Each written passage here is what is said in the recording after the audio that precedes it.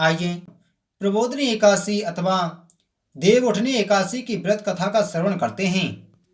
बोलो एकादशी मातम की जय। ब्रह्मा जी बोले कि हे मुनि श्रेष्ठ, अब पापों को हरने वाली पुण्य और मुक्तिदायिनी प्रबोधिनी एकादशी का महत्व सुनिए। पृथ्वी पर गंगा की प्रभुता और समुद्रों तथा तीर्थों का प्रभाव तभी तक रहता है जब तक कार्तिक की विष्णु प्रबोधिनी एकादशी तिथि नहीं आती। मनुष्य को जो फल 1000 अश्वमेघ और 100 राज सूर्य यज्ञों से मिलता है, वही प्रबोधिनी एकादशी के व्रत से मिलता है। नारद जी कहने लगे, हे पिताजी, एक समय भोजन करने, रात्रि को भोजन करने तथा पूरे उपवास करने से क्या क्या फल मिलता है, सो मुझको समझाइए। ब्रह्मा जी बोले कि हे पुत्र, एक बार भोजन करने से 1 जन्म और रात्रि को भोजन करने से 2 जन्म तथा पूरे दिन उपवास करने से 7 जन्मों के पाप नष्ट हो जाते हैं। जो वस्तु ना मिल सके और दिखाई ना दे सके, वह हरि प्रबोधिनी एकादशी से प्राप्त हो सकती है।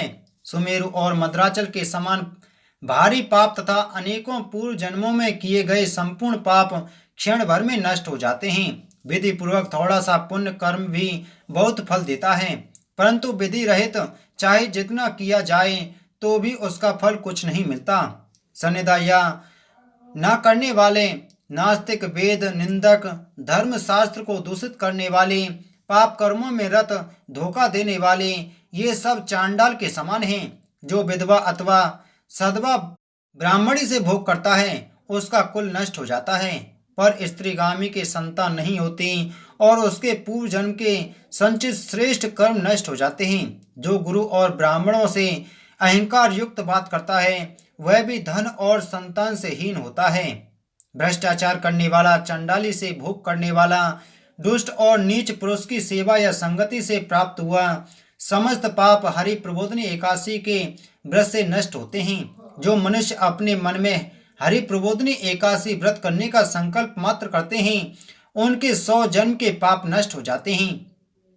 और जो रात्रि जागरण करते हैं, उनकी आने वाली 10,000 पीढ़ियां स्वर्ग में जाती हैं।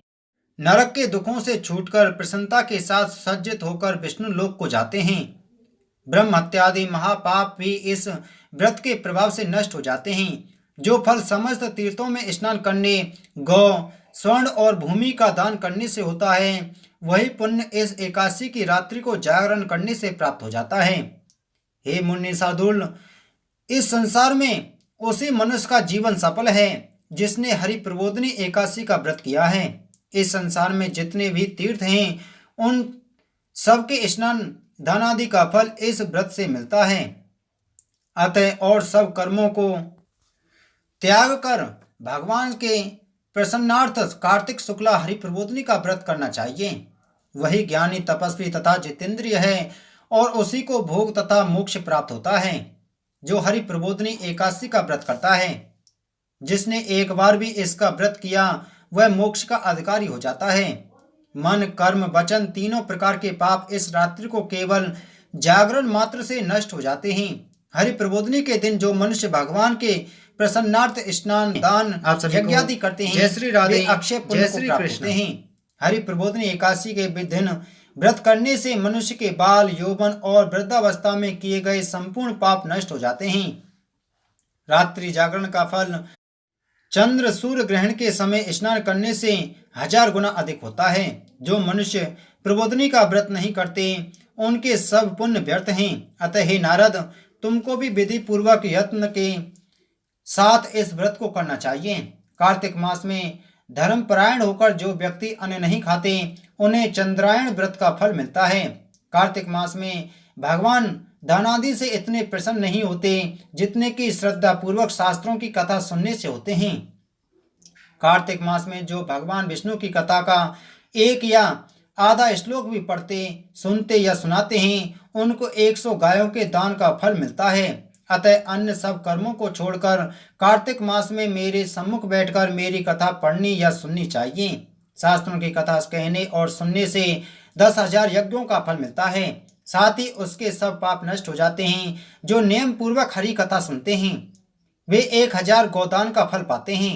विष्णु के जागने के दिन जो भगवान की कथा सुनते हैं, वे सातों दीपों समेत पृथ्वी के दान करने का फल पाते हैं। जो मनुष्य भगवान की कथा सुनने के पश्चात वाचक को अपनी सामर्थ्यानुसार दक्षिणा देते हैं, उनको सनातन लोक मिलता है। ब्रह्मा जी के यह वचन सुनकर नारद मुनि ने कहा कि हे भगवान, एकादशी के व्रत की विधि तथा महत्तम विस्तार पूर्वक समझा कर कहिए। तब ब्रह्मा जी कहने लगे कि ब्रह्म मुहूर्त में 2 घड़ी रात्रि रह जाए, तब उठकर शौच आदि से निवृत्त होकर दंत धावन आदि करें और नदी, तालाब, कुआं, बावड़ी या घर में ही जैसा संभव हो स्नान आदि करें। फिर भगवान की पूजा करके कथा सुने और फिर व्रत का नियम ग्रहण करना चाहिए। उस समय भगवान से विनय करें कि हे प्रभु, आज निराहार रहकर व्रत करूंगा, दूसरे दिन द्वादशी को भोजन करूंगा, अतएव आप मेरी रक्षा कीजिए। तत्पश्चात भक्ति भाव से व्रत करें तथा रात्रि को भगवान के आगे जागरण, नृत्य, गीत आदि करने चाहिए। प्रबोधनी एकादशी को कृपणता त्याग कर अनेक पुष्प, फल, अगर, धूप आदि से भगवान का पूजन करना चाहिए। शंख से, जल से भगवान को अर्घ देवें, इसका समस्त तीर्थों से करोड़ों गुना फल होता है। जो मनुष्य अगस्त्य के पुष्प से भगवान का पूजन करते हैं, उनके आगे इंद्र भी हाथ जोड़ता है। कार्तिक मास में बिल्व पत्र से भगवान का पूजन करने से मुक्ति प्राप्त होती है। कार्तिक मास में तुलसी से भगवान का पूजन करने वाले के 10,000 जन्मों के पाप नष्ट हो जाते हैं। तुलसी दर्शन, स्पर्श, कथा, नमस्कार, स्तुति, तुलसी रोपण, जल से सिंचन और प्रतिदिन पूजन आदि करने वाले करोड़ों योग तक विष्णु लोक में निवास करते हैं। जो तुलसी का पेड़ लगाते हैं, उनके कुटुंब में उत्पन्न होने वाले प्रलय काल तक विष्णु लोक में निवास करते हैं। हे मुनि, रोपी हुई तुलसी जितनी जड़ों का विस्तार करती है, उतने ही 1000 युग पर्यंत तुलसी रोपण करने वाले के सुकृत का विस्तार होता है। जिस मनुष्य की रोपण हुई तुलसी की जितनी शाखा, प्रशाखा, बीज और फल पृथ्वी में बढ़ते हैं, उसके उतने ही कुल 2000 कल्प तक विष्णु लोक में निवास करते हैं। जो कदम के पुष्पों से हरि का पूजन करते हैं, वे कभी यमराज के दर्शन नहीं करते। गुलाब के पुष्पों से भगवान का पूजन करने वाले को मुक्ति प्राप्त होती है। जो बकुल और अशोक के फूलों से भगवान का पूजन करते हैं, वे सूर्य चंद्रमा के रहने तक किसी प्रकार का सुख नहीं पाते। जो मनुष्य सफेद या लाल कनेर के फूल से भगवान का पूजन करते हैं, उन पर भगवान अत्यंत प्रसन्न रहते हैं। और जो भगवान पर आम की मंजरी चढ़ाते हैं, वे करोड़ों गौओं के दान का फल पाते हैं। जो दूब के अंकुरों से भगवान की पूजा करते हैं, उन्हें 100 गुना फल प्राप्त होता है। जो समी के पत्र से अथवा चंपा के फूलों से भगवान का पूजन करते हैं, वे मनुष्य फिर संसार में नहीं आते। जो मनुष्य केतकी पुष्प भगवान पर चढ़ाते हैं, उनके करोड़ों जन्म के पाप नष्ट हो जाते हैं। पीले और लाल वर्ण के कमल पुष्पों से भगवान का पूजन करने वाले श्वेत द्वीप में निवास पाते हैं। इस प्रकार रात्रि में भगवान का पूजन कर प्रातःकाल उठकर नदी पर जाए और वहां स्नान, जप तथा नित्य कर्म करके घर पर आकर विधि पूर्वक भगवान केशव का पूजन करें। व्रत की समाप्ति पर विद्वान ब्राह्मणों को भोजन करावे और दक्षिणा देकर क्षमा याचना करें। इसके पश्चात भोजन, गौ और दक्षिणा देकर गुरु का पूजन करें। जो वस्तु व्रत के आरंभ में छोड़ने का नियम किया हो, वह ब्राह्मण को दे देवे।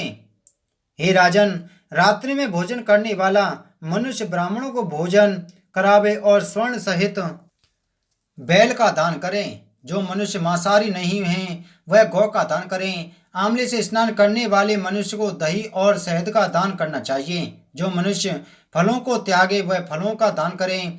तेल छोड़ने पर, घृत छोड़ने से दूध और अन्न छोड़ने से चावल का दान दिया जाता है। जो भूमि शयन का व्रत लेते हैं, उनको सैया दान तथा तुलसी पर सामग्री सहित देनी चाहिए। पत्ते पर भोजन करने वाले स्वर्ण का पत्ता घृत से के सहित देना चाहिए। मौन व्रत धारण करने वाले को ब्राह्मण व ब्राह्मणी सहित मिठाई का भोजन कराना चाहिए। बाल रखने वाले को दर्पण, जूता छोड़ने वाले को 1 जोड़ा जूता, लवण त्यागने वाले को शर्करा दान करनी चाहिए।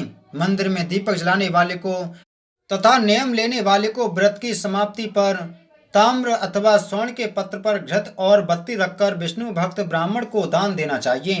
एकांत व्रत करने वाले को 8 कलश वस्त्र और स्वर्ण के अलंकृत करके दान करने चाहिए। यदि यह भी ना हो सके तो इनको अभाव में ब्राह्मणों का वचन सब व्रतों की सिद्धि देने वाला कहा गया है। इस प्रकार ब्राह्मण को प्रणाम करके विदा करें। तत्पश्चात स्वयं भी भोजन करें। जिन वस्तुओं को चतुर्मास में छोड़ा हो उन वस्तुओं को पुनः ग्रहण करने लगे। हे राजन, जो बुद्धिमान इस प्रकार चतुर्मास का व्रत निर्विघ्न समाप्त करते हैं उनका पुनः जन्म नहीं होता। यदि व्रत भ्रष्ट हो जाता है तो व्रत करने वाला अंधा या कोढ़ी हो जाता है। भगवान श्री कृष्ण कहते हैं, हे राजन, इस कथा को पढ़ने और सुनने से अनंत गोदान का फल प्राप्त होता है। बोलो वैष्णव भगवान की जय। दोस्तों, वीडियो को ज़्यादा से ज़्यादा शेयर करें और चैनल को सब्सक्राइब करें। आप सभी को जय श्री राधे, जय श्री कृष्ण।